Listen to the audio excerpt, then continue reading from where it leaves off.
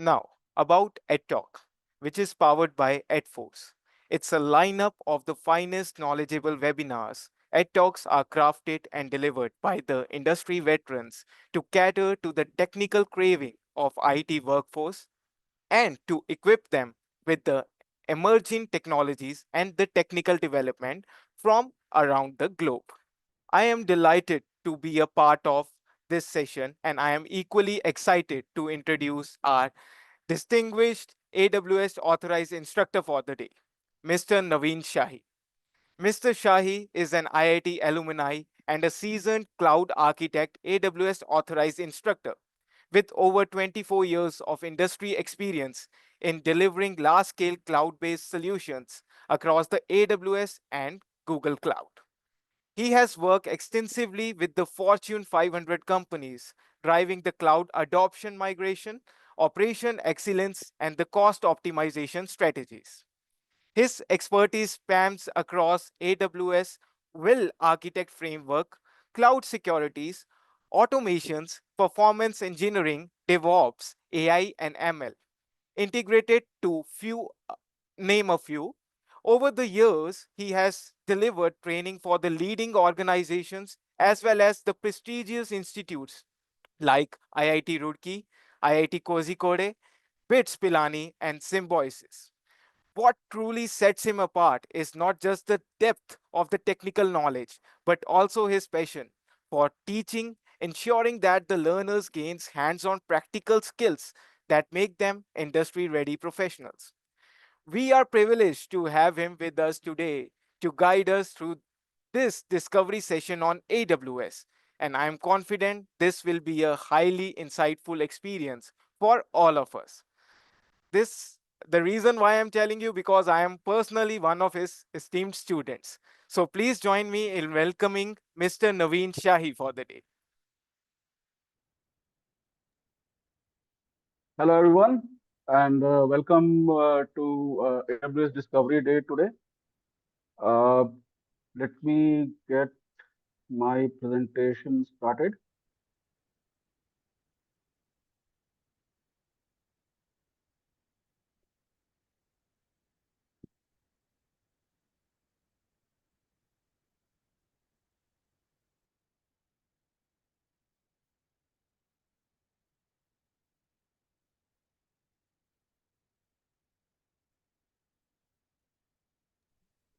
Hi Naveen, do you need any help?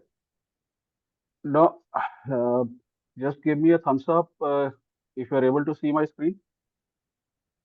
Yes, Naveen, we are able to see your screen. We are not able to see you on the screen, but we are able to see the screen. Uh, okay. Mm, Let me just stop my share and share.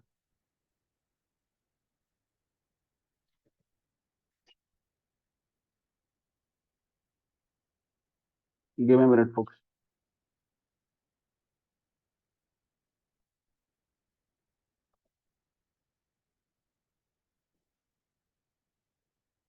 All right, how about that? All set? All right, great. So, again, I thank you all for joining this session. This is introductory high-level session for AWS as a cloud practitioner essentials. This is a soft landing ground, if you will. So let's just do a time travel back to when I started in this industry, and that kind of goes long way back in year 2000, right? And that will help me put things in context of in today's age. We don't think about why cloud and stuff like that, but it's very important for us to understand why actually cloud came into the picture. Uh, And before we proceed, just in terms of some amount of housekeeping. So in terms, if you have any questions, just put those in the chat. If it is in tune with what I'm currently covering, I'll definitely try to address that. Otherwise, we can have 10-minute question answer Q&A session at the end of the session. Okay. All right. So moving on, why cloud, right? And for that, let's understand what was before cloud, right? So when I joined, industry in year 2000, right, there was no cloud. Internet was just happening, right? And I remember those days when we were still in on-premise, and we would do certain amount of sizing of what to expect in terms of traffic. We'll design an application based on, hey, our application load needs to be this much, and probably after a quarter we'll see 10,000, and this is what we'll expect, right? The actual growth would be something like this, right? Unpredictable. But what happened in on-premise model was that on-premise would not give you sufficient flexibility in terms of respond, right, to the user load, right? It could be high, in which case, your customers will not be happy. Um, if you have over provisioned, basically most probably your CFO is not going to be very happy, right? So resource capacity was a challenge at that point in time, right? So what we typically do is that we will anticipate some maximum load, right? So essentially, if this is our characteristic of user load, right? Over a period of time, basically we will provision our resources to the max, right? And then essentially we'll have these blank, unutilized resources, so still causing you a lot of dollars spent, right? While not giving you the maximum benefit for your money, right? Similar thing with when we talk about resource capacity, we are talking about compute, we are talking about networking, we are talking about the databases, we are talking about storage. So not just the servers, but the overall, deployment artifacts that we talk about, right? So when we talk about uh, cloud and specifically AWS cloud, right? This paradigm actually changed, right? Now we don't have to anticipate the number of users.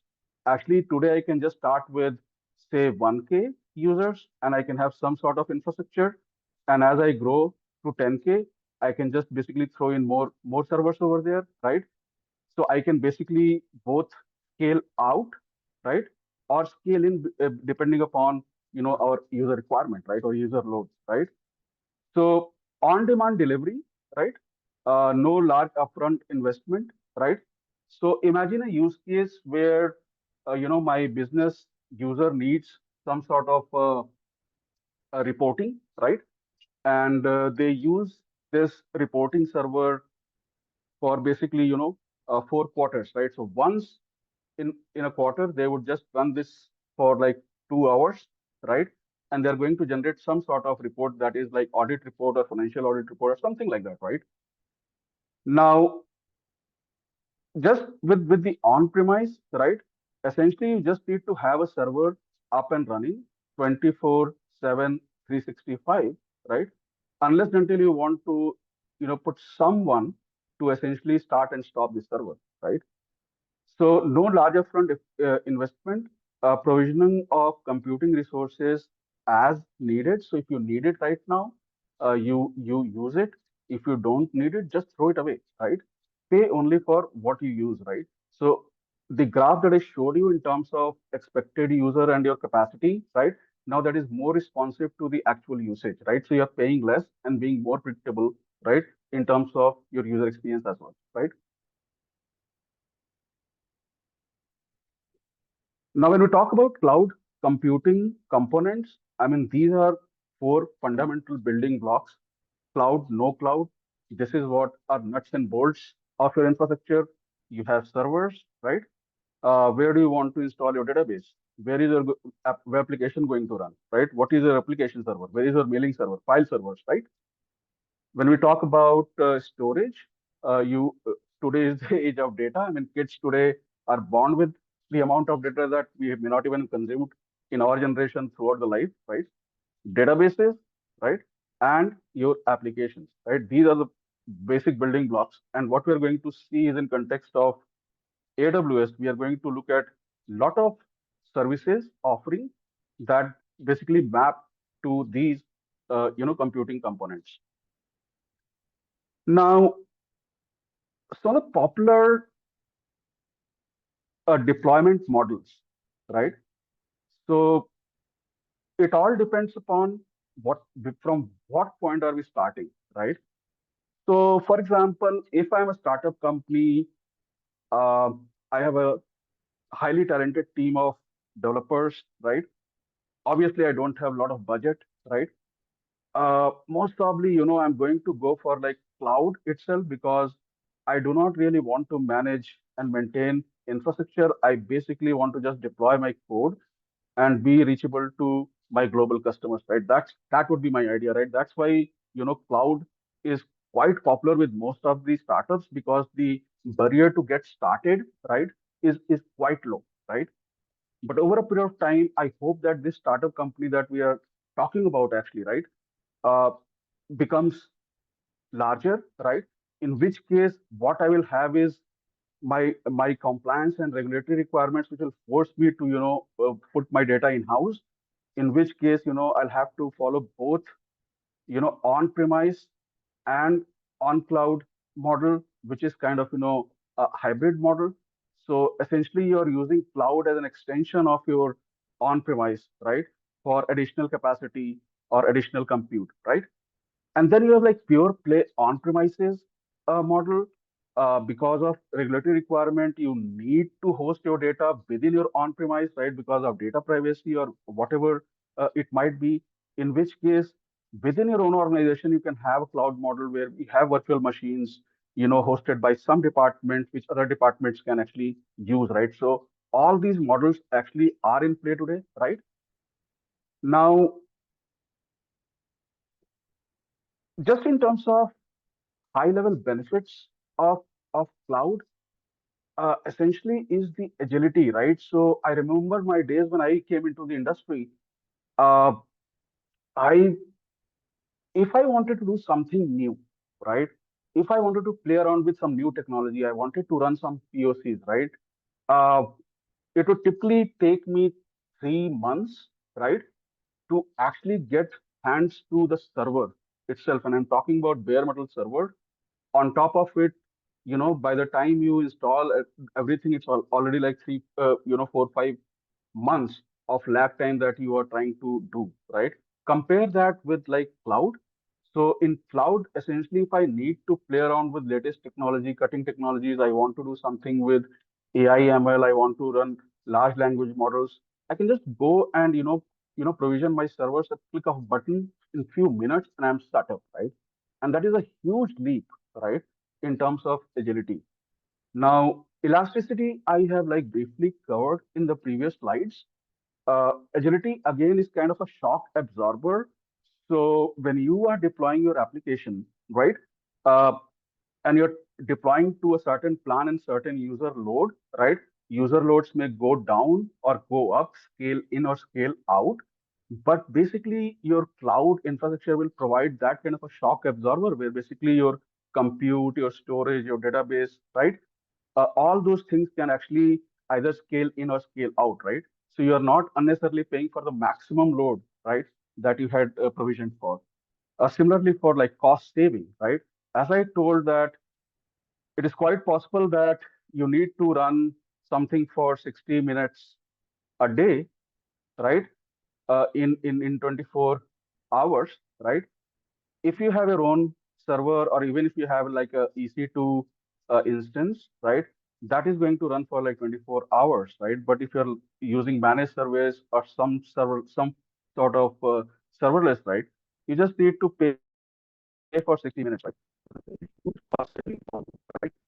And then in terms of rapid deployment, uh, like optimize the Terraform, we talk about the concept of infrastructure as code, right? You will see in the slides of the demos to the pipeline, but if you have a production system, that's not how we do it in our actual customer environment. We basically provide just for the cloud formation, right?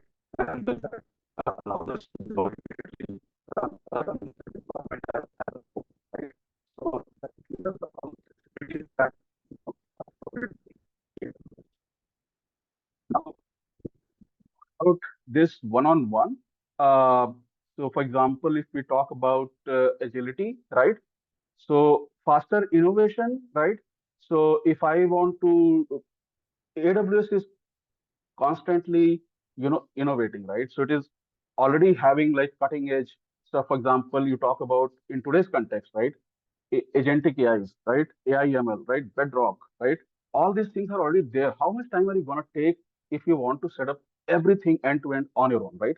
Whereas it is just available for you to use at a click of a button, right? No need for, additional resources, right?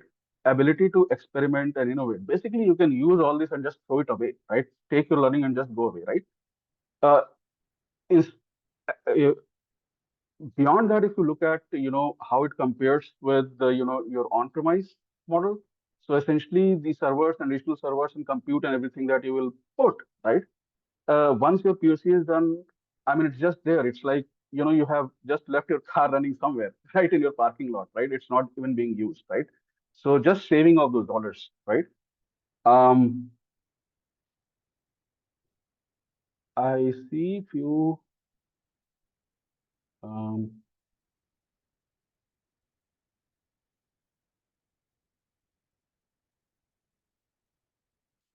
Are you able to hear me clearly? I see some people talking about not being able to hear me. Otherwise, I can kill my video and all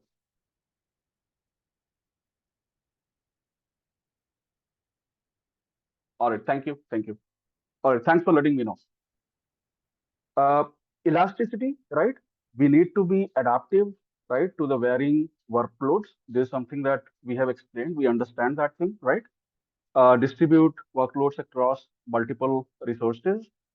And we also have this concept of, high availability deployment model in AWS, where basically we have regions, we have availability zones, right?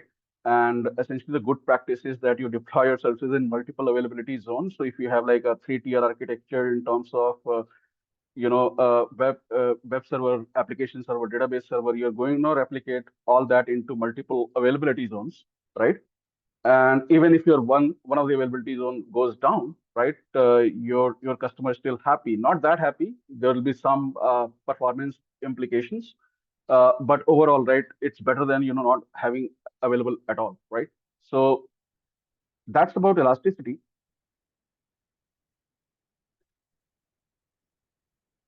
We talk about capex, right? There's something called capex.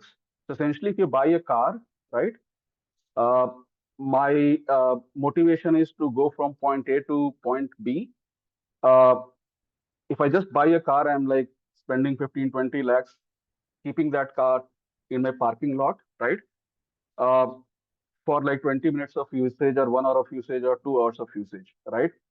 So I'm very passionate about the car. I don't mind, having my own car, but when it comes to like servers, compute, and all these things, right? Uh, I can make my CFOs very happy, right? When I'm like very, you know, uh, focused about these costings, right? No need to keep running your servers if they are not being used, right? So essentially, in terms of cost savings, it is just this flexibility of not you keeping your servers on when they are not actually being used, right? Uh, and you look around your data centers around your cities, you'll see a lot of lights up and running. You'll see a lot of those servers up and running. But if we just are intelligent about computing the actual usage of those servers, right? You can immediately save 30 to 40% of the cost because most of the time the servers are up and running even though they're not being used, right? Right. Uh, I did talk about rapid deployment, right? So today is the age of automation. Whatever we do from the UI, that's like kind for the starters, but we obviously try to automate as much as possible. It is repeatable, it is scalable. If you have this process available, even if there is some disaster, right, you can quickly replicate your environment, right? Uh, so this is a preferred way of doing it, and there's something that we do it on the cloud. Nothing very specific to AWS or cloud itself. Basically, within on-premise, we actually use automation, but with AWS, you are actually getting cloud formation where you can actually use cloud formation as infrastructure as code, right, and scale your deployment process. Just in terms of global infrastructure, uh, this is how it may look like, and this keeps getting updated. So give me a minute and let us actually go to,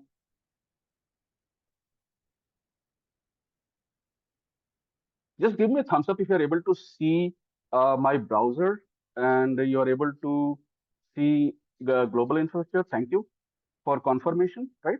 So this is a very updated uh, uh, footprint of how global infrastructure, AWS global infrastructure actually looks like from like 30,000 feet. So if you look at globally, right, just imagine that I'm a captain and we are in a spaceship and we are just, going to planet AWS, right? It though looks like Earth, but let's assume that it's planet AWS. So if you look at North America, we have all these regions, right? We have in Canada, we have in Mexico, we have one in US West Coast, right? We have in US East Coast, North Virginia. This is, I think, one of the oldest or the first ones of the region, right? And if you look at South America, right, Europe, right? So we have these, regions. And the question is that why are we even talking about these regions? What are these locations, right? So very interesting question. So just imagine that again. Let's get back to the point where we are a startup company. We started. So at some point in time, we want to choose a location where most of our customers are going to be. So say, for example, I'm in, my customers are in Mumbai. So basically in Mumbai, we will have a region over here, right? Where I'm basically going to host my services, right? Host my applications that so that, they are closer to my customer. But within few years, I kind of try to expand because I'm very popular and, we are going to be a global company. In that case, AWS helps you uh, go global, right? In just few click of buttons, right?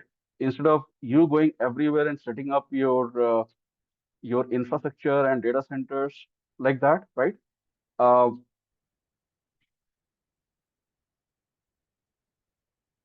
yes, Karthik, yes. So yeah, basically these are like data centers distributed globally in all major cities. When I talk about major cities, the point to be noted is that these major cities are also like major IT business centers, right? So there's a very popular demand for AWS cloud services. So that's why you'll have these services available across the planet, right?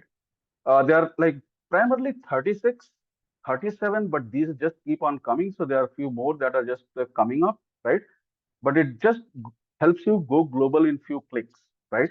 If you want to understand it like that. Okay. Now, this is what region is. Now let's quickly come back to our global infrastructure. Point to be noted over here is that yes, we have all these regions, and I apologize for the resolution of this image, but this is the best that I could find. But you look at Mumbai, you look at uh, North California, North Virginia, you see all these white wires just going around, right? So these are basically, fiber network, which are basically AWS proprietary and private. So essentially, any data that is moving between these regions, right, is not traveling on internet, which means it is highly secure and private, right? And essentially you are not dependent on internet speed, right? You are essentially traveling, and your traffic is basically, and your data is traveling basically on these fiber giga optics, right? Highly secure, right? And you look at all these permutations and combinations, and basically the complexity of this thing, will come to. So basically, AWS has built this entire infrastructure for customers who want highly secure deployments, highly secure applications in their own private zone to feel that security that even if they are not on premise, right? uh, their data is still private to the internet for most part. Okay, all right. We talked about regions and obviously supports a global footprint, right? Serves customers across the world, a fast-paced expansion with long-term commitment to sustainability, right? All good stuff. Uh, but yes, I mean, the focus is that if you want to go global, imagine Facebook, right? How did they expand, right? Uh, Data center by data center, right? So it takes a lot of effort to do that, right? Uh, AWS already has that capacity for you at a global level at a click of a button, right? So now let's talk about availability zone. So we did talk about a region. So maybe let's say, in fact, if we do a top to down approach, we'll see regions, right? Within a region. So if this is a region, right? Essentially you're going to have availability zones, right? Uh, what are availability zones? Availability zones are clusters of data centers, right? Uh, Data centers, right? And why are they called availability zone? Because if I have my website, right? So what I'm going to do is actually I'm going to deploy my website across three availability zones, right? So even if one of the availability zone actually goes down, right, still your services are up and running, and that is going to make your customers very happy, right? So this is the whole idea of availability zones. So just in terms of uh, uh, so these are essentially connected again by a proprietary AWS fiber network, right? Providing very low level of latency, right? So even if you're deploying into multiple availability zones, right, your latency impacts are going to be limited, right? Now we have talked about regions, we have talked about availability zones. Uh, Availability zones are, collection of data centers. Uh, each data center will house around 50,000 to 100K servers, right? So yes, yes, that is correct. Yes, Karthik. So this is all built in, right? So this is the advantage that you get. So instead of doing this infrastructure work grounds up for every company, right? AWS actually provides you out of box. And when I say out of box, that doesn't mean that you get it automatically, right? You have to use it, right? So even if there are three availability zones and if you're just using this, right, uh, that kind of defeats the whole purpose, right? Now we talk about points of presence, right? So or basically pops in short, right? Points of presence. So there are, if my memory serves me right, there are around 600 points of presence. What are these? These are primarily called like edge locations, right? Edge locations are there for caching your data, like CDNs, right? So we have this content delivery network distributed across the globe, so that your customers are very near to your cached data, right? And basically, your customers can be served content faster, right? So this is something that actually we are going to cover a little more in detail. If you don't get it at this point in time, that's fine, right? Now, having built why cloud, right, and why cloud practitioner, let's talk about cloud practitioner essentials at this point, right? So what are the core AWS services that we are actually talking about, right? So we are talking about um, compute, right? Obviously, where am I going to host my web server, application server, database server, mailing server, file server, right? So this all requires your bare metal compute infrastructure, right? We are going to talk about storage, right? Um we are going to talk about databases and some aspect of cloud networking, right? So these are the services that we are going to look at. Obviously, in a very short duration, it's not possible to cover each and every service. There are like 200 plus services, right? But what we are going to look at is like a top one or two services out of each of these, right? So that we have an idea of what it is offering, right? How to access it, how to use it, right? Now, let's get started with compute services, right? Um, So this is very similar to on-premise, right? Within your own data center, you have all these servers, right? You may have all these computation, virtual machines, virtualization, right? All these concepts are not like unique for the cloud itself. But in case of AWS, it essentially translates to what we call Elastic Compute Cloud, or EC2 for short. We have in AWS we have this convention of coming up with all these short names, S3 and EC2, and all this. So I'll try to not use a lot of these uh, short names, but it I find it very difficult to actually avoid it, right? And then they are going to have some of the features like auto scaling or load balancing. So this is something that we are going to look at. One of the very popular services and the way we deploy in the 21st century is using container services. Kubernetes is something that is very popular. Docker is very popular in on-premise, right? So if you have some applications that use that, it's very easy to migrate because we already have these kind of services. And last but not the least, very important, we'll talk about Lambda, that is like server less offering, right, from AWS compute services, right? So we'll take this one by one. uh, let's talk about EC2, right? So essentially, when we talk about elastic compute cloud, so at the heart of it, it is just a virtual machine, right? That we are used to in on-premise, right?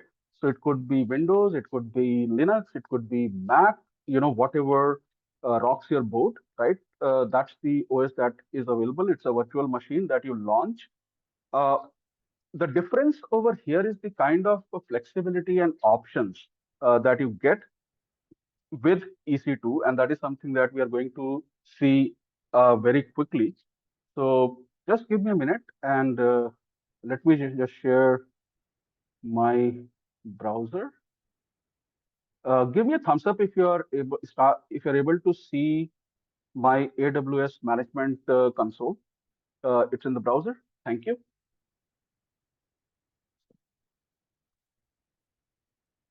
All right. So this is essentially for those of you who have not seen this screen before. This is what we call AWS management console, right? Uh, And this is basically my command center for whatever I want to do with AWS. If I'm just kind of getting started, again, we don't use this in real world a lot. We use a lot of automation because that is scalable for us. But just for the demo purpose, let's look at actually EC2. Uh,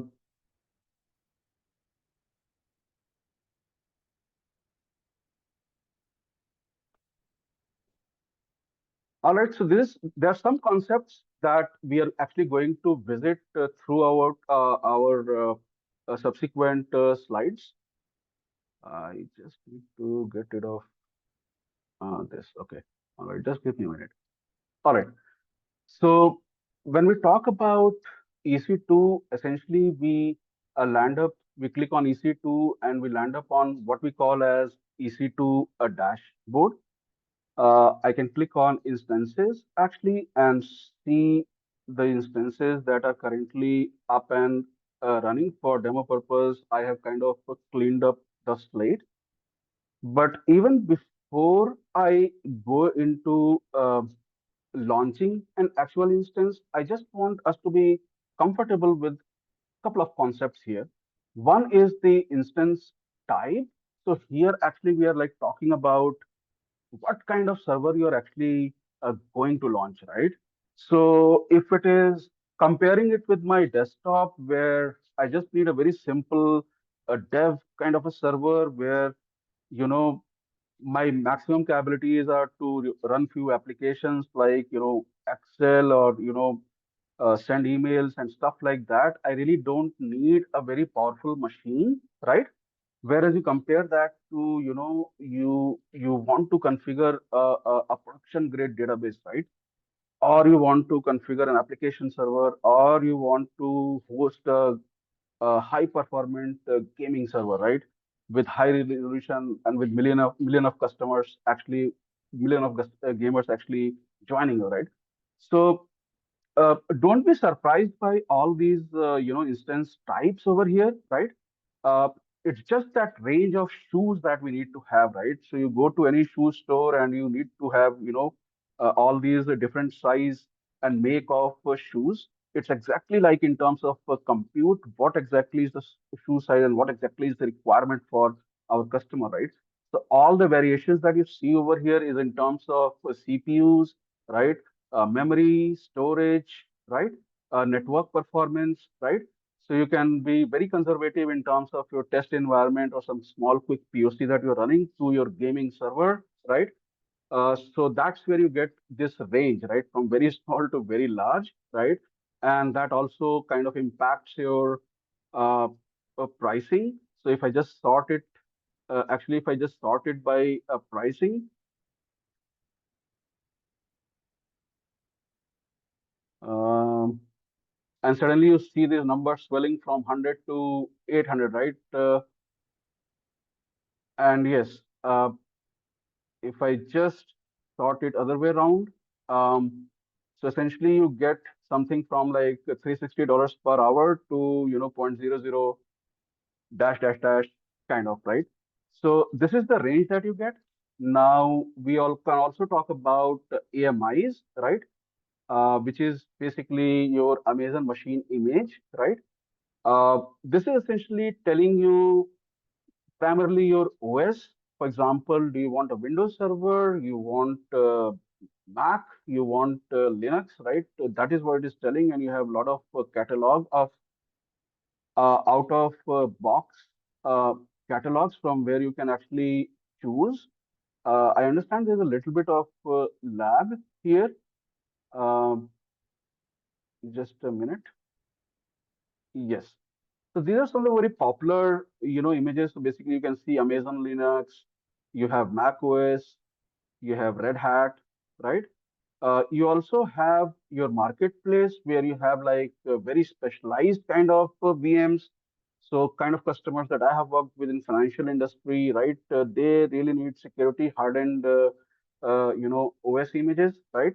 That are basically, audited by third party, certification agencies, right? So those kind of very, unique VMs are also available as part of your AWS marketplace, right? Within your own organization, actually, if you want to standardize the way people actually use VMs, right, you can actually go ahead and also create your own AMIs, right? So all these options are there, right? So let's cut the chase and actually go ahead and launch an instance. So launching an instance is actually not that difficult, right? Uh, while I'm launching this, so all I need to do is provide some sort of a meaningful name and tag. So for example, I'm going to say um, demo Linux, right?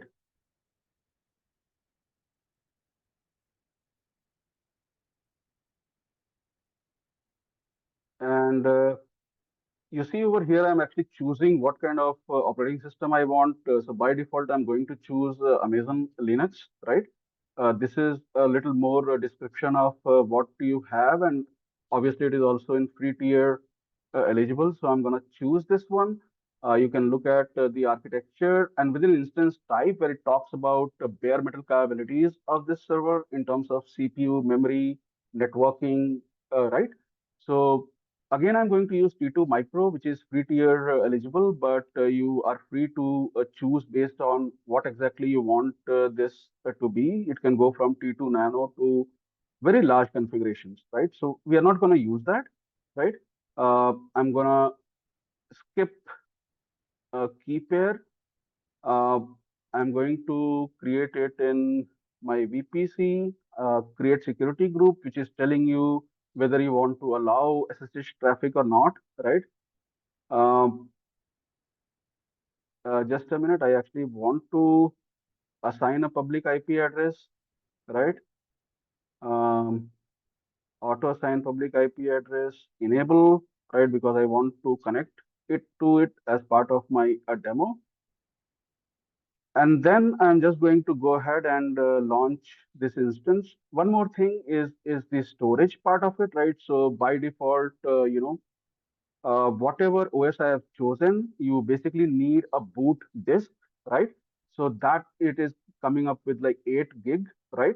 With multiple options in terms of what kind of storage you want. This is something that we are going to cover as part of storage as well. But simplistically, there's a server, there's an OS, there is basically a hardware capability, and essentially you are also choosing your disk type depending upon what kind of application you're going to actually run on this EC2 instance, right?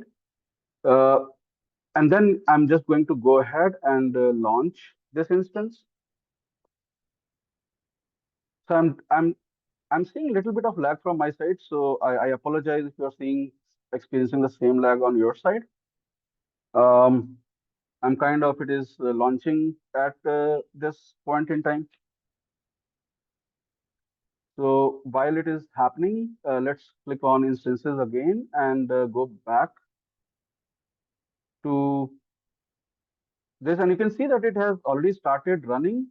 Uh, it is also doing some sort of a status check. So we'll give it like a couple of more minutes.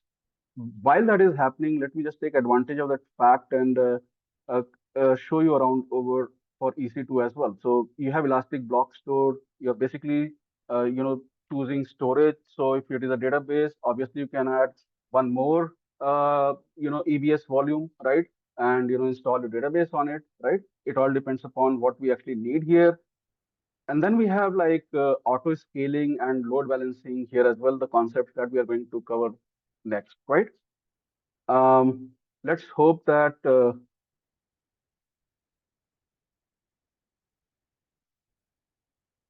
it's still initializing, but let me just go ahead and try connecting with this. Um, Connect. Uh, let's connect that.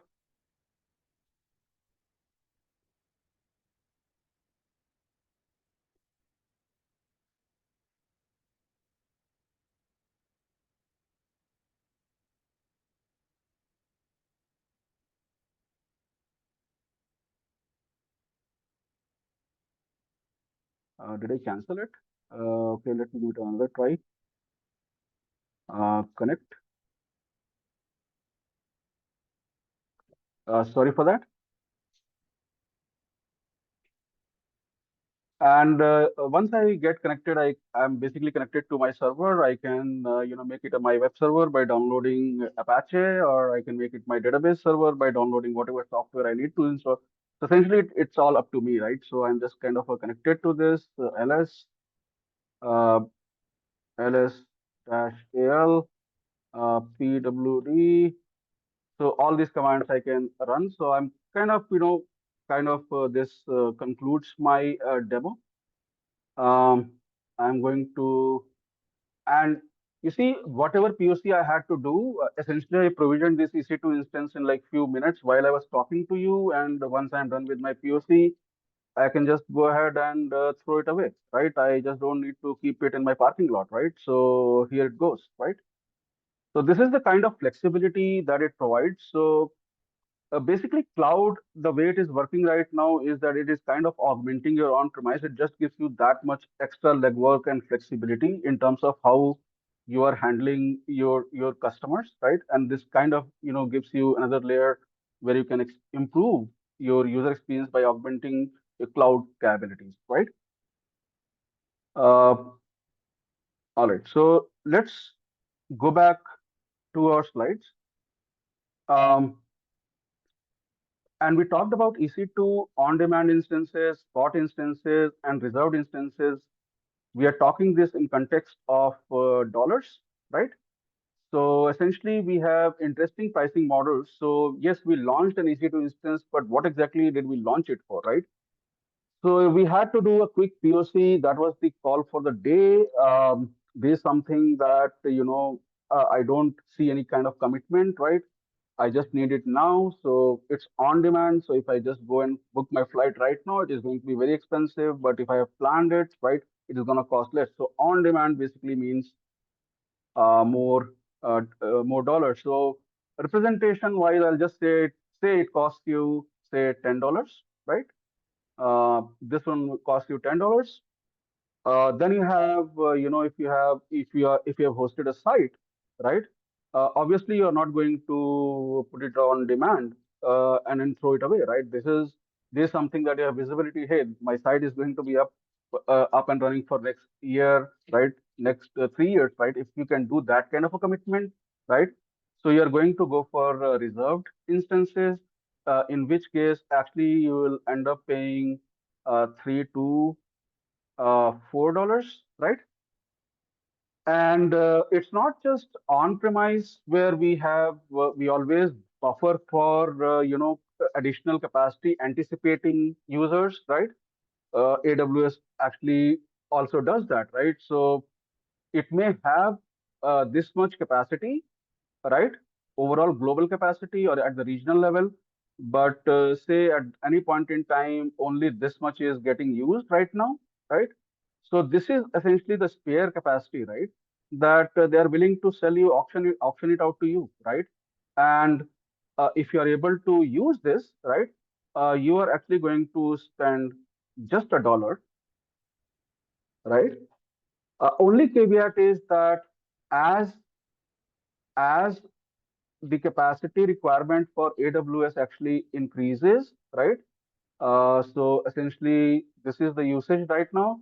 So it is going to terminate your instances at 2 minutes of notice, right? Kind of hard.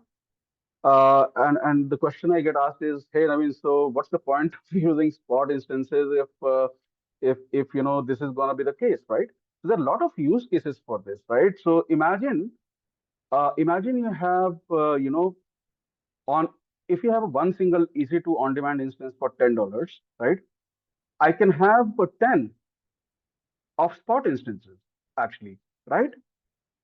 And even if one or two of them go down, right? If I have designed my system in such a way that essentially it is stateless and it doesn't hurt if one or two instances or few instances go down, right? I can still scale my work using this, right? So if your system is fault tolerant, stop instances is the way to go, right? Auto scaling, right? So obviously we talk about uh, suppose I have a EC2 instance and this is able to serve 1K users, right? Uh, if I have 2K, maybe I just need one more, right? I have 10K, I basically need 10, right? Uh, are we going to do this manually? Absolutely not. So we have something called EC2 auto scaling. That's something I showed you as part of EC2 demo as well. So you have this service that you can use to actually auto scale. And when I talk about scaling, people generally think about just scaling out, right? It's both scaling out and scaling in, right? So automatically add or remove your EC2 instances based on your user load, right? Maintain application availability and benefit from dynamic and predictive scaling, right? So all that thing is kind of built in into EC2 auto scaling. Okay. Now this is the auto scaling example, right? So if you look at demand, this is the actual demand. So if this is the way it is, what you're going to do is you are actually going to provision for this much of infrastructure, which means that all these dollars, right, are getting wasted, right? So if you look at this, right, compare this with this model, right? So if I just have like 1k or 10k or 1 million, right, I can just use this auto scaling group concept to scale in or scale out, right? What I need to define is my minimum number of servers, my maximum number of servers, and I'm also going to put a desired from where to start, right? uh, so this is the concept of auto scaling, where essentially you are not spending these dollars over here, right? This is the advantage of using auto scaling, right? Now, uh, we talk about load balancing. So, in fact, let's go back to the previous slide. So what happens is that if we have a certain number of customers who, and basically you have two servers, right? Now this auto scaling is essentially a workhorse that is basically scaling in, scaling out, increasing, decreasing your number of servers, right? Uh, so when the two new servers are added, how are we going to manage this load distribution, right? So users are coming, how am I going to distribute the load, right? So here is the concept for load balancing. So what we actually do is, instead of that, we actually kind of put a load balancer. We put load balancer or elastic load balancer in between the customer and auto scaling group. So essentially, this is the load balancer that your user is calling, and it is going to internally manage, distribution of traffic, right? It is also going to perform health check for you, right? So if one of the servers is not healthy, right, transparent to your users, right, actually your ELB is doing all these things in the background. Okay. It can also distribute traffic across multiple availability zones. That's how we need to actually configure ELBs, right? So yeah, automatically distribute traffic across multiple resources, acts as single point of contact for auto scaling group, and distribute traffic across multiple availability zones. And this concept will be kind of clear in the next slide itself, right? So what you do is you're actually putting elastic load balancer, right? Both sides, you have few users, right? So load is kind of getting distributed. Uh, and for high demand period, actually it is going to expand it out. In low demand period, right? So it is going to again shrink back, right? So essentially it is kind of, uh, regulating your dollar flow, right? Saving dollar, just responding just in time, right? Instead of you just having that capacity, 24/7, 365, right? So this is kind of, saving you a lot of dollars, right? Now, very popular service on on-premise modern day applications, we are basically packaged as containers, right? So gone are those days when I joined industry, and basically I was working on a J2E application. It was kind of a end-to-end regulatory compliance application, right? Enterprise grade. And I was on my local, I will test it with WebLogic and, Oracle, and my client will have WebSphere, right? And, some DB2, right? Uh, and then we'll basically have 6 months of deployment cycle. And many of you will not actually believe it, but trust me when I say that it used to take me 6 months to actually just deploy services, and I used to go there with CDs in my hand. Okay. uh, Modern day applications are actually packaged as as containers, right? So within on-premise, right? So you package it as a container, and this container can be deployed, packaged ones deploy anywhere, kind of a thing, right? And so the very popular ones are like Docker and Kubernetes, right? So we have two competing services within AWS. One is basically Elastic Container Service, or ECS in short. We also have EKS, which is Kubernetes service, right? Um, So if on-premise you have, if you're already using Kubernetes, it's very easy for you to migrate because we have AWS has EKS built in, right? But ECS is kind of, container service that was basically native to AWS, right? And it was built for cloud to operate in the cloud. It has tight integration with all the other services like CloudWatch, right? So you get a lot of benefits, but if you're using EKS, you actually if you're using Kubernetes, you can use EKS service as well, right? Now let's talk about Lambda. That is very interesting case, right?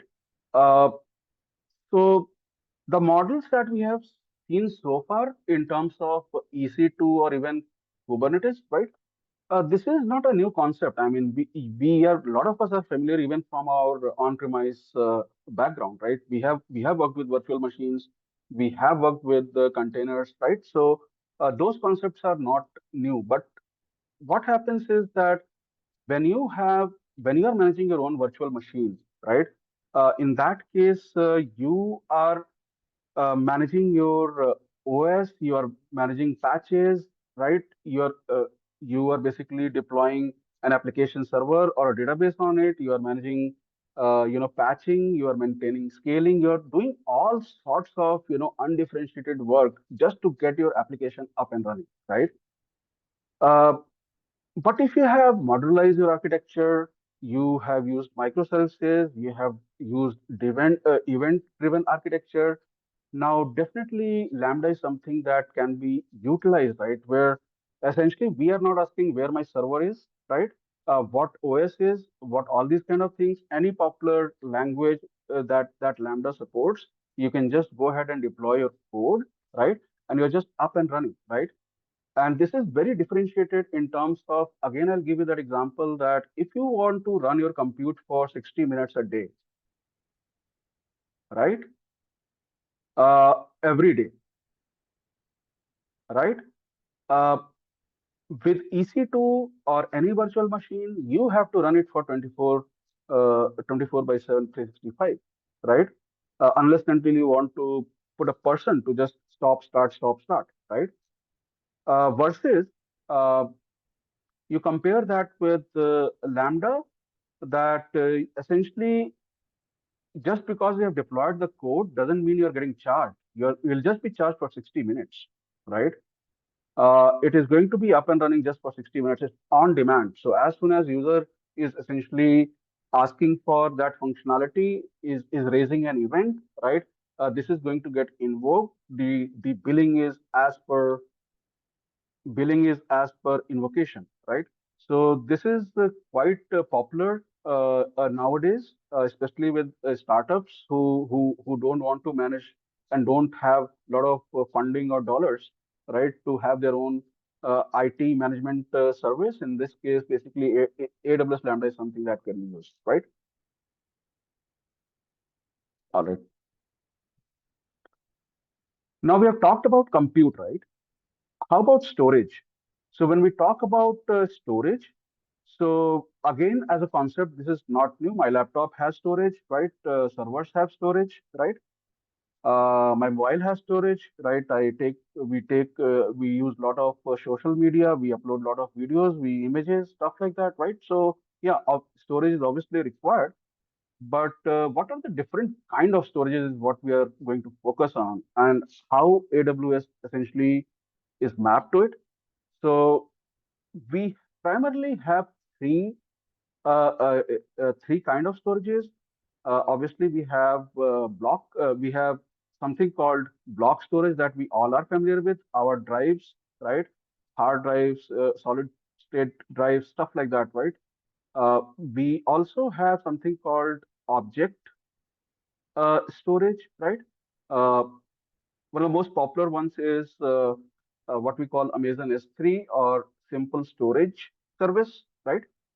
Elastic Block Store or EBS, or Elastic File System or EFS, right? I'm going to touch upon very briefly on this, right? So let's quickly get into them one by one.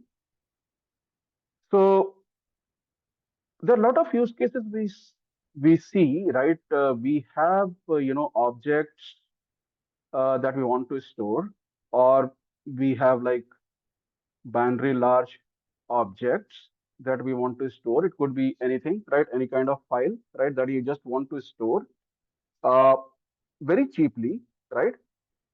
With high durability. Uh, 11 nines is what we call it, right? Which means that if you have 1 million files, uh, you're going to just lose one file in 10,000 years, roughly, right? That's what durability means, right? So you can essentially store, very objects that you want to store with high durability, right? And it also has wide range of cost-effective storage classes, which essentially depend upon the frequency at which you are accessed and how fast you want to access it, right? So, for example, I have my images that I have taken 10 years back, but I kind of, see them once in a year. But I went to, Everest Base Camp just a couple of months back. That is something that we access quite often, right? And images that I took just today, I basically, access it more frequently, right?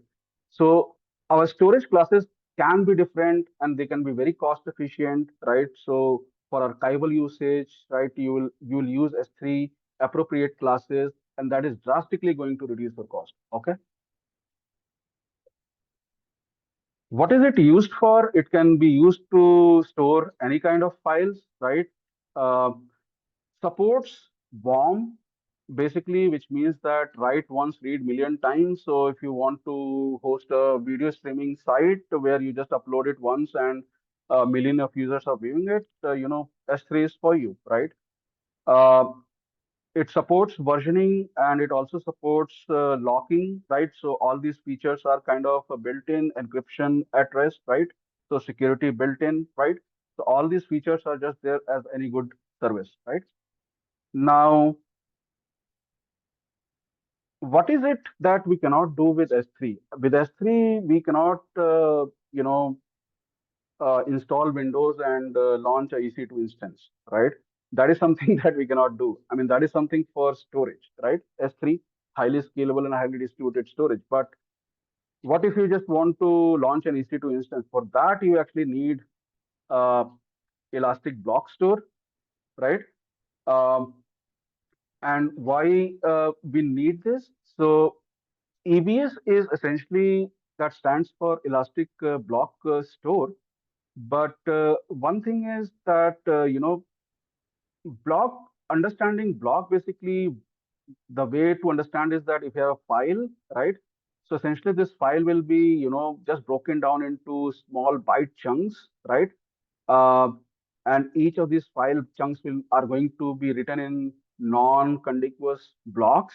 The advantage is that if you update this file, right, your entire file is not going to get updated, but only the relevant pieces are going to get updated, right?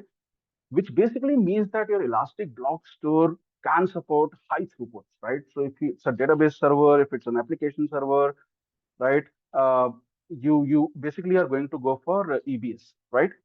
Compare that with S3, which is basically, if you have uploaded 10 gigabyte of a movie, if you want to update it, you kind of have to download it, update, and upload the whole thing again, right? So this is the different use cases, right? Uh, EBS example, right? So suppose this is like Windows, right? So what we are going to do is we are going to just format this disk using NTFS, right? And we are going to just put OS over here. So if we want it to be a database, probably I can just attach one more disk, right? It is going to be OS plus database, right? So you can just attach more EBS volumes, right? That's kind of quite normal use case, right? Now, the third kind of storage that we talk about is Elastic File System, right? Uh, so look at our on-premise, right? We have these shared resources among our projects. So basically, we have our project folders with confidential client files and stuff like that. which other project members cannot access, right? So this is a use case where you actually need some sort of a file system, right? So on premise we have Windows server, Windows file server, and stuff like that, right? Uh, so we have Elastic File System, that is EFS, right? Uh, we also have file shared file system that can be shared across cluster of Linux servers. So yes, you cluster of users is one thing accessing a shared file system, right? That is one of the use cases. But we also have multiple machines or EC2 instances, talking to a shared file system. Why? They might be reading some common data for a machine learning, right? They might be writing a log file to a shared location, right? All these are the use cases where machines need to share storage. For that kind of use case, you have Elastic file system. Okay, all right. Just a minute.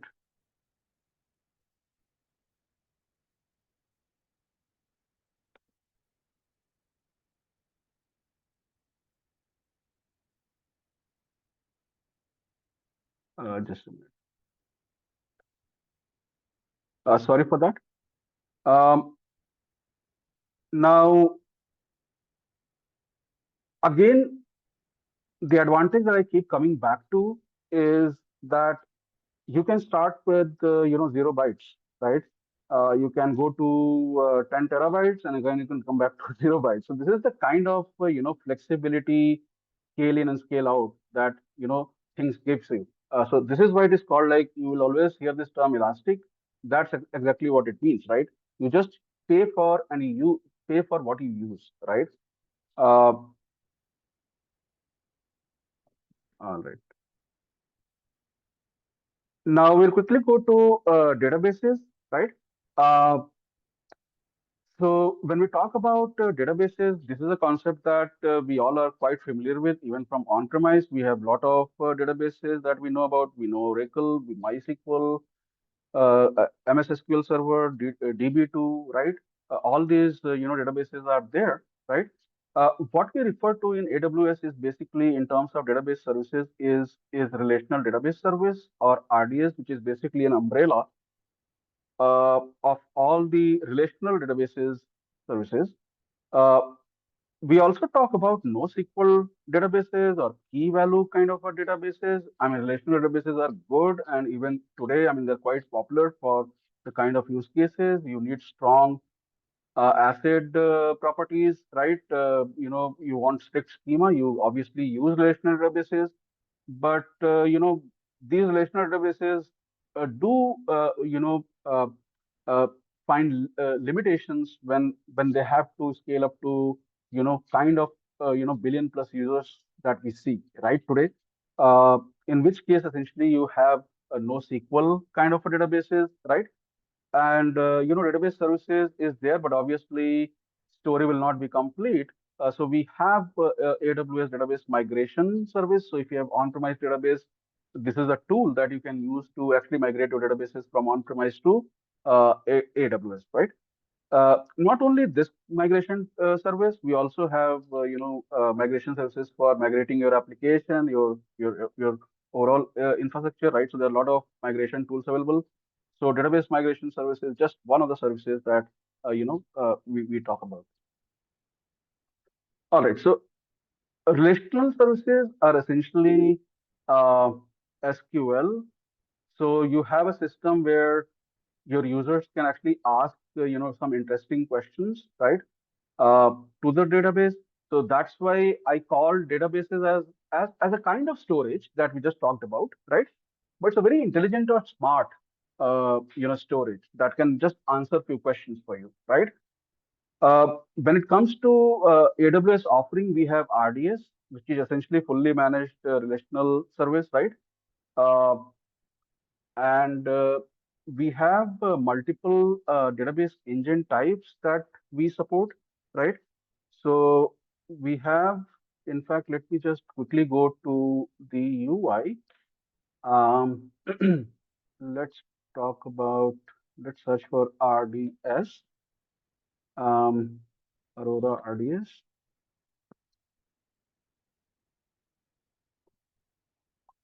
So I'm actually not going to create any database because I mean it's quite just easy. Just go and click the button. But I just want to uh, share few uh, few options that we get, right, when we actually look at the RDS, right? So if you see over here, we have multiple engine options, right? We have Auroras, right? We are going to talk about it very shortly, but we also have MySQL, PostgreSQL, MariaDB, Oracle, Microsoft SQL Server, and IBM DB2. Now, coming to Aurora, basically these were built uh, uh, by AWS, keeping cloud first approach, uh, having architected and designed for cloud first approach. Essentially, Aurora MySQL and Aurora PostgreSQL, right? These are basically highly performant, solutions when it comes to their, native counterpart, right? So they can perform 3 to 5 times better than either MySQL or PostgreSQL counterpart, right? Now, just in terms of additional configurations, right? So basically, you can have templates, dev test, right? You can do, user configuration, right, in terms of your access, uh, you cluster, right? But let me just in fact pick a different one. So if I, for example, pick MySQL, right? So now you see you have different. So for each of these engines, right, your configuration is gonna vary, right? Uh, but you a couple of interesting configuration that we see is in terms of availability, right? So you have this multi-AZ deployments, right? Where just by your choice, it is going to deploy your deploy and configure your database into multiple availability zones out of box, right? So these are the kind of built-in features, settings you can do, right?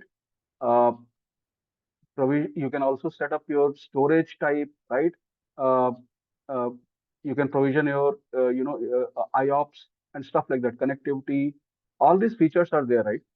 So now coming back to the engine types. So these are the engines that we just saw from the quick demo, right? Now we'll let's talk about DynamoDB, right? So yes, we talked about whatever databases we just talked about were relational SQL. These are kind of called no SQL. Yes, the backup of database is all built in, right? So you can configure those, right? So all these will be taken care for you, right? But you have to configure it. Okay.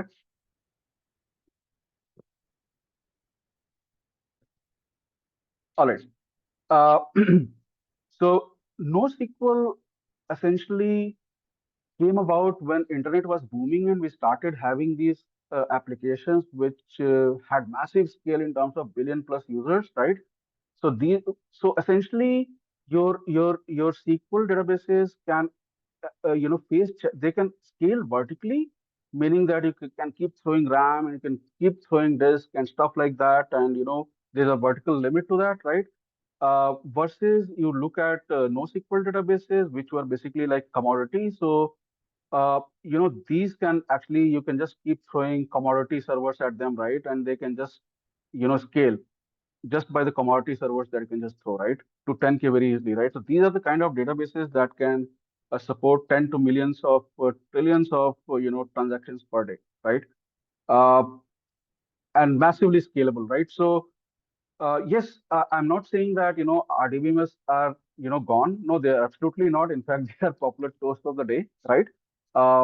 But there are cases where you need scale. You don't need that kind of a strict schema, compliance, and stuff like that. Yes, DynamoDB or NoSQL DB database is going to be for you, right?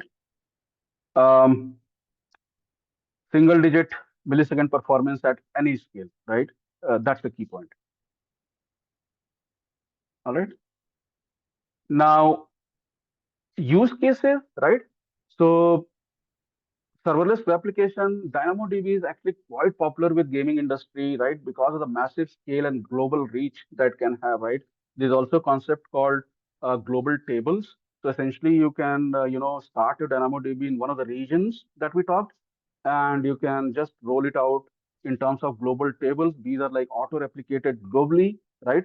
At that scale, providing you, millisecond of latencies, right? Single-digit milliseconds, right? Less than 10 milliseconds, right? So quite popular with gaming.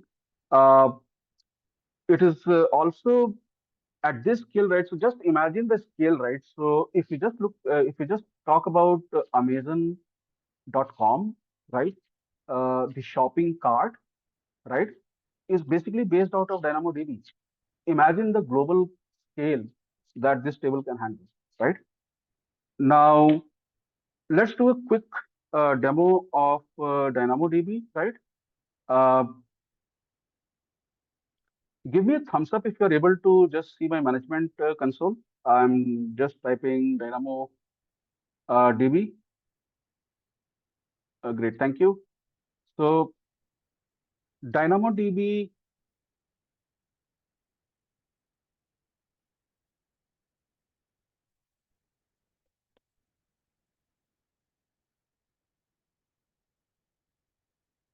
so if you look over here, I don't have any tables. Let's go ahead and create a table. I just want to say uh, uh, pro product. My partition key would be prod ID, right? I want it to be a number, and I don't want to change any settings, and I just want to go ahead and create this table, right? And it is going to just create that table for me. This is the table that we just created. Uh, it's still creating though. Um, and yes, now it is available for us, right? I just want to go ahead and start using it. So I'm just going to go ahead and explore table items. Um, Obviously, I don't have any data right now, so I'm gonna go ahead and create an item, right? And prod ID, I'm going to say 100, 100, create item, right?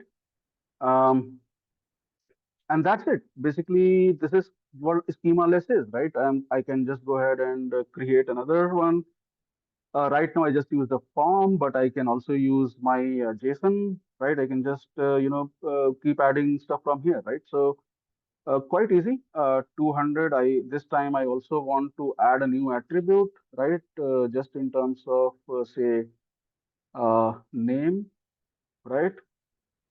Name, maybe demo, right? Just go ahead and create items, right? So you see a couple of items which are very different, right? So that's why NoSQL are very popular with full stack developers, right? So just I am a Java guy, right? So I started here with Java, so I know that read it from the database, compile it from multiple tables, uh, DTO, DAOs, right? Conversion, go back to the UI, JSON conversion, all that thing, right? With the full stack developers, and why NoSQL is so popular is that essentially you have a UI. What you want to see in the UI, you just store it, right? And when you read it, it basically populate your UI. That's why it is so pretty fast, right? That's the advantage of not having schema, right? But uh, understand your domain, right? For example, financial industry, right? They absolutely love data integrity, right? We won't, we would not like data inconsistencies with respect to our account and balance, right? So there are different use cases for it, right? So that's where it boils down to, right? Now we have this database migration services, right? That can actually map different databases to different databases, right? uh, and basically it is just a tool provided to help you lift and shift kind of a migration where you have already existing RDBMS database. You are just going to pull it out, or NoSQL databases, right? So you can use this tool to migrate your data to cloud. Okay. All right.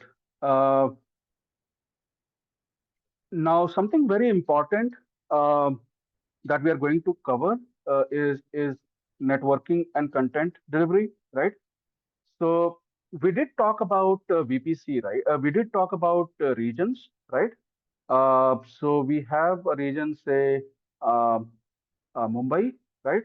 Within region, you'll have at a minimum three availability zones, right? Um, but on premise we have this concept of public and private, right? We have internet and we have internet.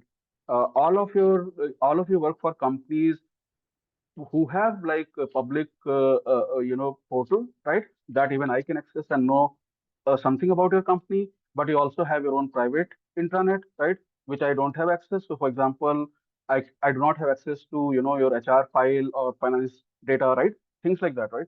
Same concept we have in AWS, right? So basically we have something called virtual private cloud, which is essentially in AWS, right?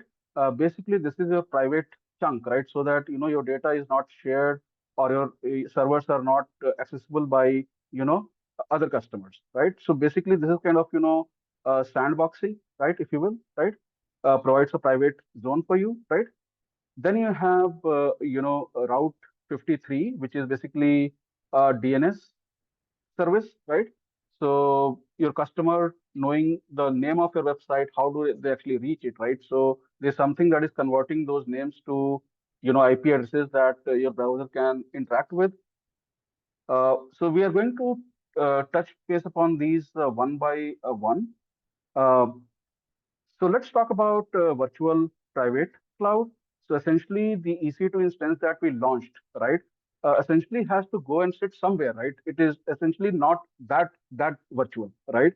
It has to go belong to a certain region. It has to go and be part of some part of a VPC, some sort of a subnet, right? And these are the concepts again not very specific to AWS. Within your on-premise or data center, you have all these concepts of routers, switches, subnets, right? All these things, firewalls. So all these features are there, uh, and essentially this is creating some sort of a zone which is very private to you and not accessible by others, right? Now compare that to uh, this uh, this diagram. Notice that we have a pie called a very big global pie called AWS Cloud. Within that cloud, you have 36 regions. Uh, Within a region, you can actually create a VPC, right?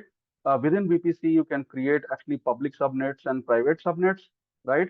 Public subnet, you would basically deploy, configure your public assets like your web server, right? Maybe your application server, but more secure. Basically, you can, like your databases, you're going to deploy them to your private subnet so that no one can access it from the outside. Or you cannot, or you maybe there's a choice that you don't even need to use public subnet. Essentially, what can happen is that your users are actually accessing your website through your corporate data center, and there's just going to be an extension of your on-premise, right? So this is just going to be your database server, right? Or some server that is basically just being used in the background, right? So this kind of permutations and combinations are possible. Uh, let's quickly talk about Route 53. So again, this is just a naming server. So I go to the browser and I type the aws.com, right? So how does browser know which IP address to go to, right? So that is something that your DNS or domain name uh, services will provide this translation, essentially like a contact book on your mobile phone, which is basically mapping phone numbers to names that you can recognize, right? But it is basically little more than DNS, right? It's not just doing your name translation, but it is also can act as a traffic police that is basically essentially smartly routing traffic, right? Now, if you look at this, how it helps, right? So essentially, what can happen is that if this user is in US, essentially I can set up rules in my DNS server that all the requests from US clients, right, actually will go to my US region, right, and users from EU, right, will be basically redirected to my EU region, right. That is something that can happen, right, or it could be latency based, or it could be weighted based. So there are like a lot of options when it comes to like smartly routing your traffic, right? Uh, and then you have direct connect, right? So essentially you have your on premise, right, and you have your cloud. Uh, I could have drawn better, but now you need some sort of connectivity between this, right? What is providing connectivity, right? So direct connect is something that is actually doing that for you, right? Uh, this is private, right? So not going over the internet. So this is a private link, right? So secure, but you can also do your usual VPN. Actually, that is, but it is going to be on the internet, right? Uh, so if you want dedicated link, high bandwidth, right, up to 100 gig kind of a network speed, right? You can set up direct connect.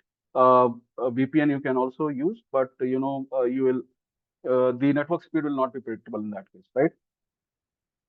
Um, we got to talk about cloud front, right?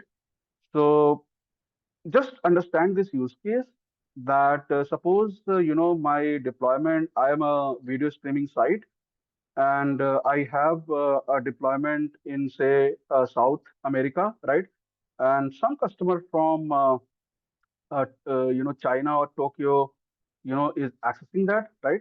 So CloudFront essentially is a content delivery network. So it's basically a 600 points of presence across the globe, right? That is going to bring the content closer to your client's door, right? This is what it is doing. So it will help, better customer experience, right? Low latency, right? Faster delivery of content, right? So all these kind of things are possible, right? Now,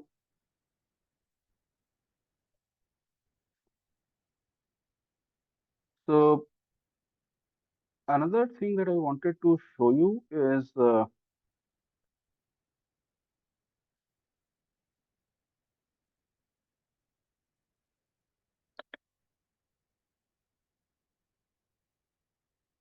minute. Um,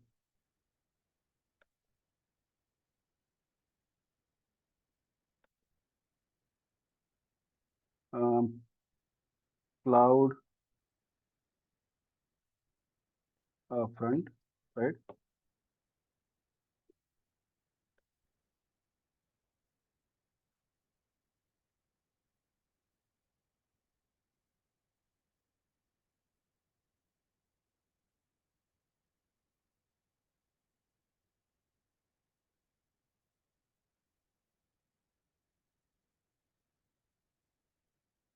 Essentially, there is a CloudFront distribution that I have created for my own private project. Um, and essentially, this can distribute my static content across the globe wherever my users are. I just need to select my region for this CloudFront. Obviously, both CloudFront and your Route 53, right? They both work along with the certificate manager from AWS that essentially provides you with the domain hosting as well as certificate service, so that end-to-end connection is secure, right? Just a quick demo of how um, just a minute.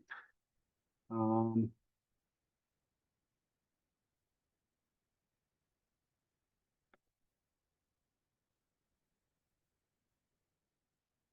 So there is this feature called transfer acceleration that is enabled as part of edge locations that we talk about in terms of networking. It does take some time to cook, but essentially, suppose I upload a file, a large file from my laptop, right? Uh, Without edge locations, what's the upload and download speed? But with these edge locations, what happens is, these actually speed up so fast, right? Because there is some point of presence or edge location that is very near to where I'm sitting actually, right? And there's 600 of them. And this difference is something that you can actually see, right? So this is all presented content delivery, right? Uh, Even though I'm on a very high bandwidth, right? Trust me, but still you can see, these kind of, differences upfront. Okay.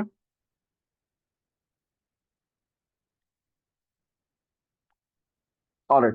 Uh, One of the things that I want to quickly cover is the certification aspect of it and uh, path forward. Uh, just a quick time check. We have like around 15 minutes um, to conclude with my content that I want to deliver. But this is basically what we are exploring as cloud practitioner essentials, right? Just in terms of certification process, this is kind of ground zero, right? Uh, this is where we actually get started. So if you want to start for any kind of certification, right? Now we also have kind of AI practitioner foundational, but we have cloud practitioner foundation, right? This is where we actually start, right? There are a lot of online content on AWS portal itself, both the subscription based as well as free, right? Where actually you can get started with this, right? But this is definitely a foundation for anything forward, right? So if you want to go for say associate level certification, right? In that case, you have to go for these certifications. For many, basically, uh, cloud practitioner is going to be the prerequisite, right? But for example, in my case, the path that I followed was that cloud practitioner, and then I went for solution architect associate, right? And for solution architect associate, obviously practitioner was the requirement. And once I completed this, then actually I could go ahead and give a solution architect professional, right? So depending upon your specific role or what your client or project requires, you may have your own path.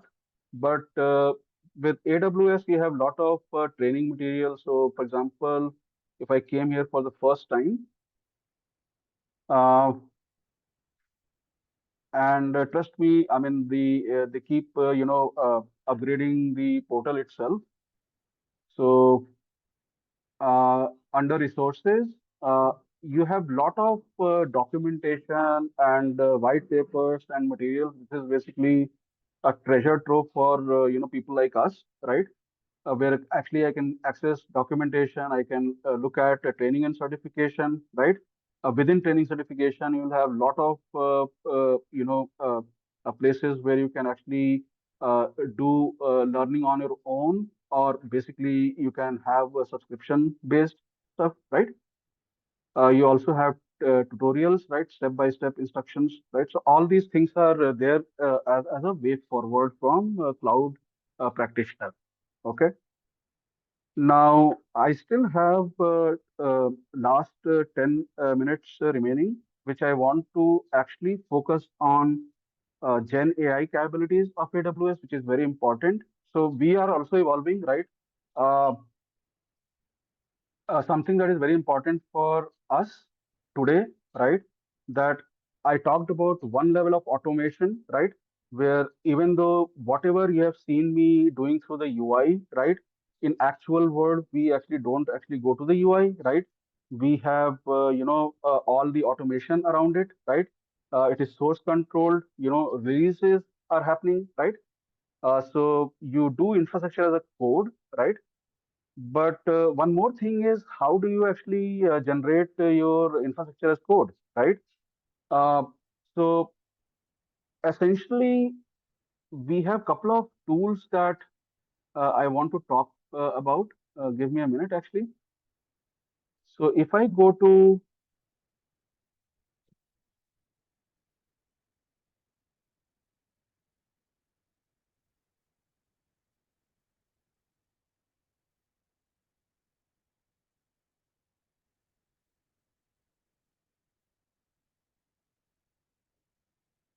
So if I go to, say, for example, EC2, right? What are the tools available for us, right? So if I click on EC2,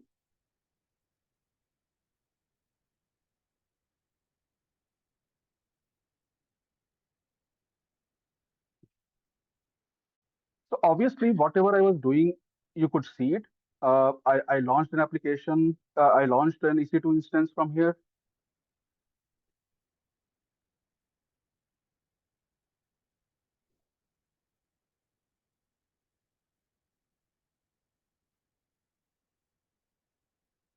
and I did whatever I had to do from the UI, right?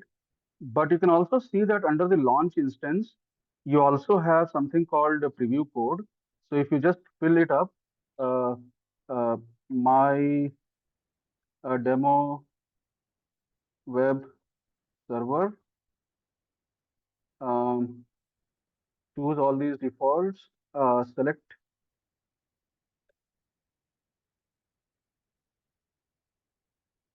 key pair,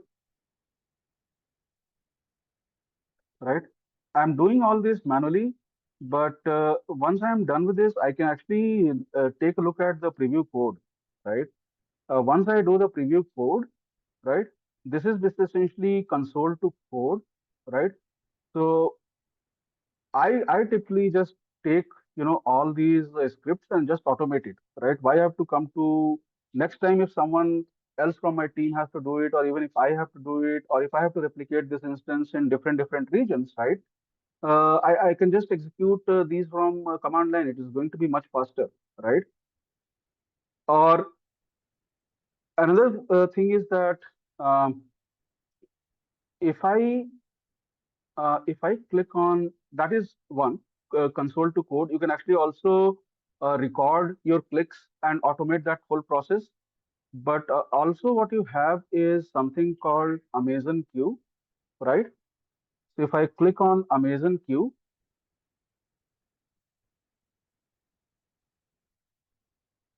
right? So this is kind of a Gen AI powered chatbot available for you, right? So we don't have to go out of AWS to get things done, or if you want to explore certain steps, right? You can get a lot of things actually done right from here in terms of either clarification, generating your infrastructure as code, right? Uh, Generate a lot of code that you want to automate, right? All these things are possible, but always remember, right? uh, where we as human beings come today is just in terms of accountability, right? So when things will fail in production, right? Basically, we cannot say that, hey, it was Amazon Q, right? We are the end sole, ownership people, right? We have to take the ownership, right? So yes, you can do a lot of boiler plate code from here and stuff like that. You can test it out, right? Ultimately, ownership is yours, right? We cannot blame AI for that. Essentially, that's what the humans are there. They'll be in position to take responsibilities in case things go wrong, right? Uh, so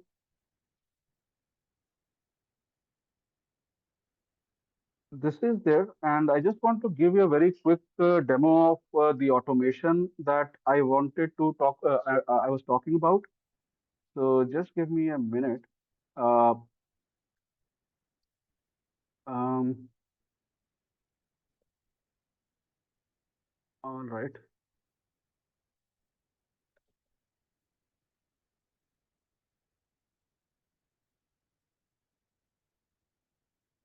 So a couple of things that I want to do.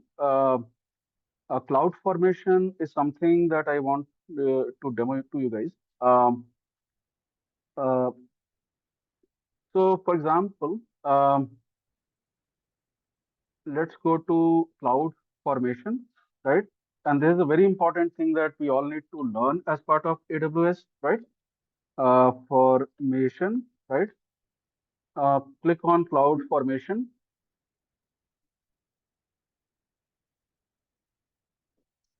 and I want to demonstrate it in a way that, first of all, I'm going to actually make it fail, right? So I'm actually going to upload a wrong script deliberately, right? Create stack, right? So stack is a place where essentially you uh, upload from a template. I already have that code. Um, Upload a template file. So let's go ahead and cloud formation incorrect, right? Open, right? All right, next. And in fact, let me just get rid of Amazon queue actually, right? Stack name, uh, demo, uh, aut demo automate, uh, wrong, right? Next, uh, next, review and submit.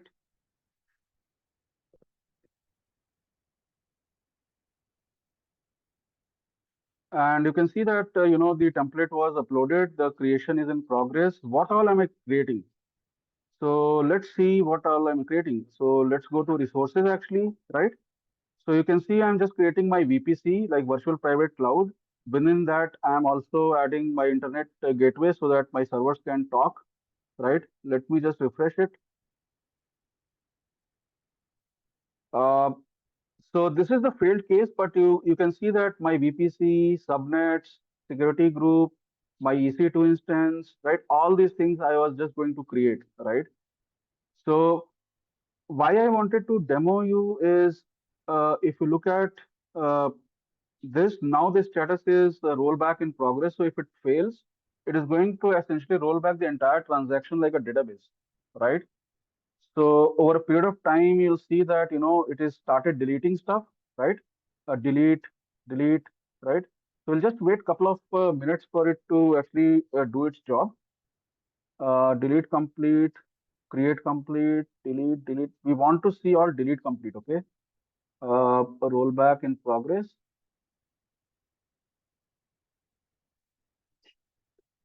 We'll give a couple of minutes.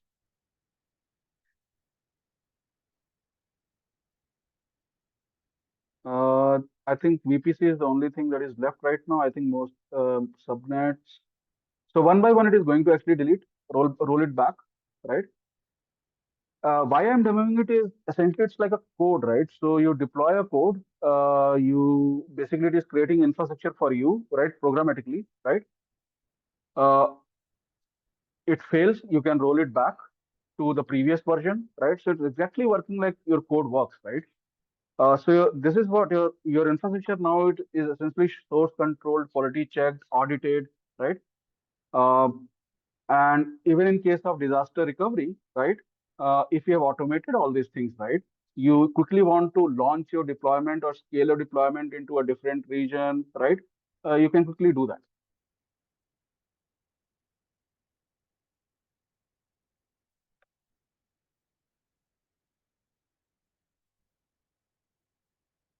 So actually, it is taking a little bit of time. Um,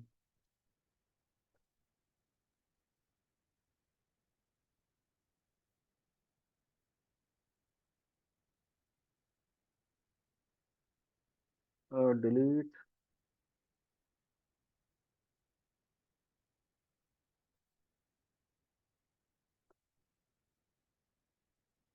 So I think just in interest of time, probably will wait a few more minutes. But I think that concludes the presentation. Um, and thank you very much, all of you, for attending. If you have any questions, let me know. There's a question about database backup. Yes, that is possible. Um,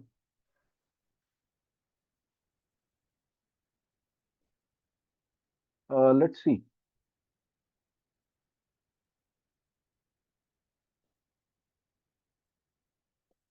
Finally, so yeah, rollback is complete. For a minute, there was a scare.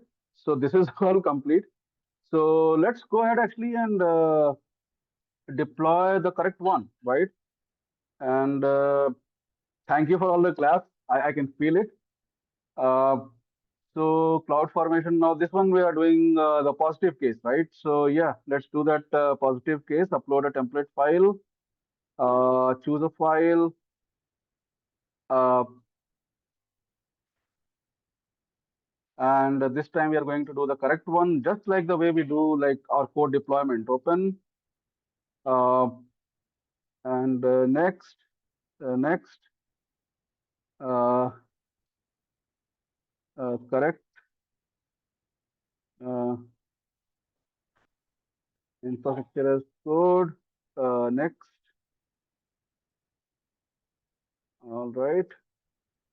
Next. Um, next. All right. So review, create. So this time around, if you just submit it, it is all going to get created, right? Uh, sure. Not now. If you click on create in progress, so resources, right? So you see all these resources are getting created slowly and slowly. They will get created. Uh, create complete, create in progress, route table stuff. Um, all I want to see is my EC2 instance. So I'll just go and check if this EC2 instance has been created, something named my EC2 instance. Uh,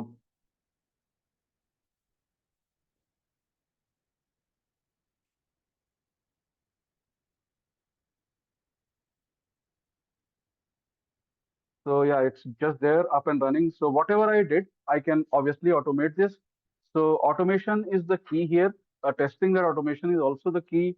It helps you scale. It helps you, sleep better, right? And more. Uh, so that's all from my side. I think I'm done with this session. If any questions, let me know.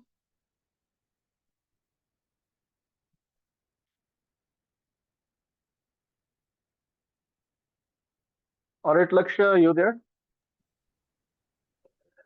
I don't think there are more questions though, but Lakshya would Mhm. be certainly helping us out in a minute. Sure, sure. Thank you, Naveen, for being such a nice host. All right, thank you Over to very much. Lakshya. And thank you for, Over to time Lakshya. from all of you.